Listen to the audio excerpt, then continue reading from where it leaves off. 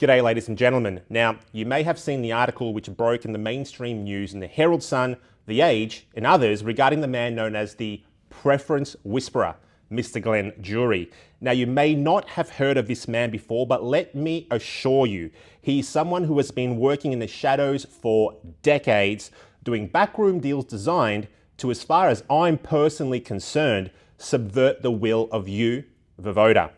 Now, in Victoria, we have a voting system which revolves around what is known as a group voting ticket. But what is a group voting ticket? You are no doubt asking.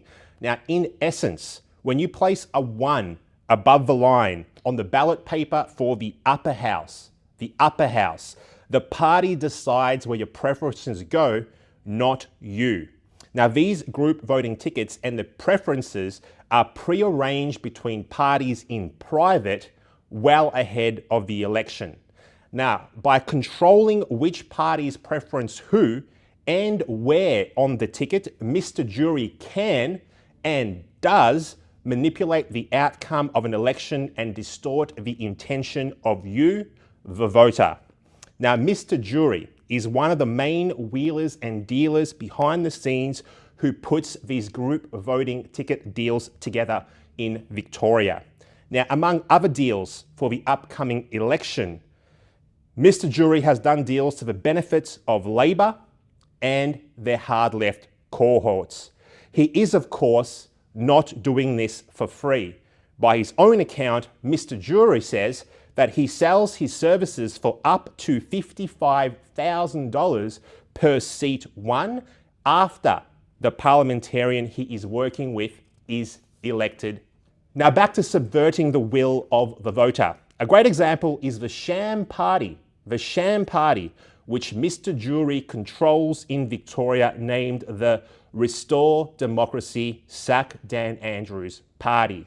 Now, the average voter might reasonably believe that this party is truly a party who wants change in Victoria and is a party who wants to sack Dan Andrews, as the name suggests. However, this is not the case. This party has been designed to funnel preferences away from the United Australia Party and other conservative parties in order to bolster the vote for far left parties. A voter might go to the polling booth with the intention to truly sack Dan Andrews, only for their preferences to go on to elect Dan Andrews.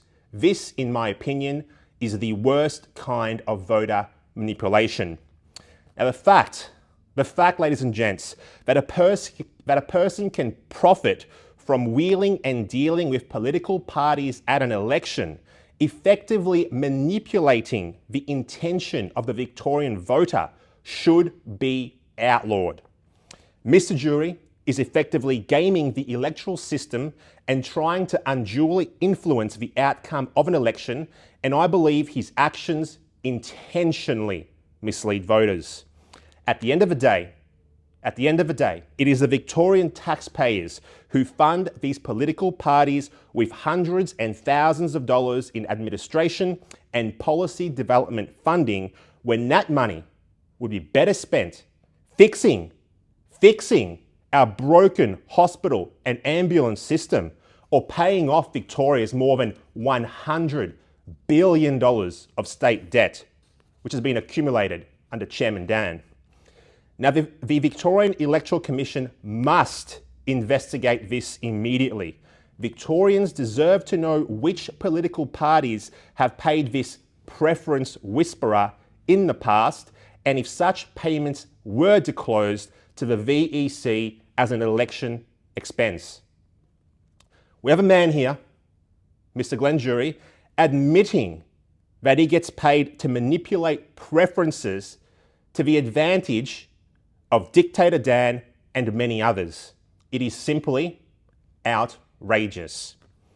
In my personal opinion, ladies and gents, this is just another example of how due process has been subverted in the state of Victoria to allow the Andrews Labor government to retain unfettered power. The only way to stop the continued abuse of citizens is to vote Dan Andrews out, and the only way to vote him out is to vote one UAP above the line in the upper house and making absolutely sure that in the lower house, your preferences go to conservative minor parties. Now, democracy must not be for sale, but sadly, the Herald Sun, The Age, and others report that it is indeed for sale. $55,000 per seat. We, the voters, are being treated like mugs. The electoral process needs reforming, but the problem goes much, much deeper than that. Under the dictatorial leadership of Mr. Daniel Andrews, this state has become mired in dodgy backroom deals that work against the interests of Victorians. I'm pleased to report that the Labor Party may once again be referred to the Independent Broad-Based Anti-Corruption Commission, aka IBAC. Now, I'm not sure if anything is going to come of it. We have seen how slippery Daniel Andrews and his cohorts have been and consistently slivered their way out of IBAC investigations.